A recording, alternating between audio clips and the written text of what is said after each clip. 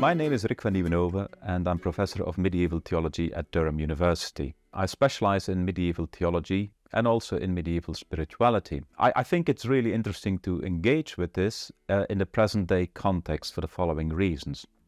It is often acknowledged that we live in what are called postmodern times.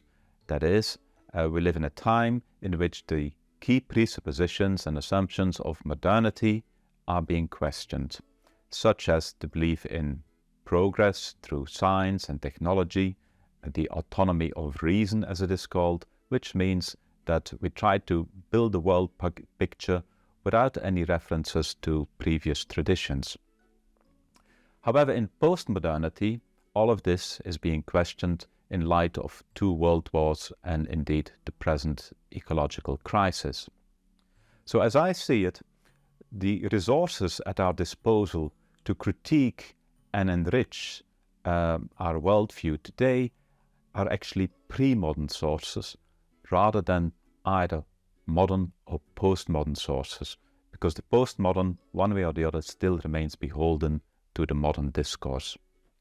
So when we look at medieval sources, we come across some extraordinary thinkers for whom reason is never autonomous, but is always still linked with tradition.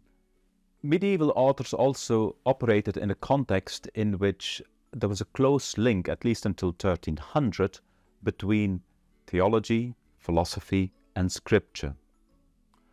Also, medieval theology was profoundly inspired and engaged with spirituality and with the scriptures.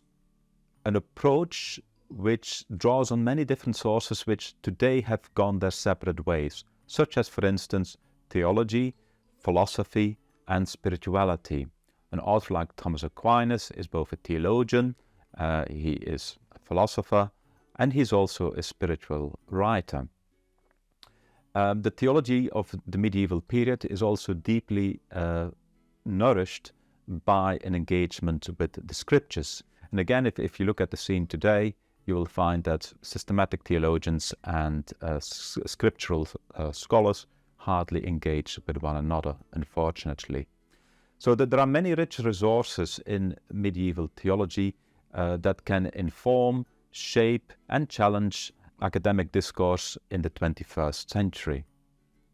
It is effectively a 1,000 year of intellectual history from the death of Augustine in the 5th century to the beginning of the Reformation in 1517 that remain to be discovered and explored.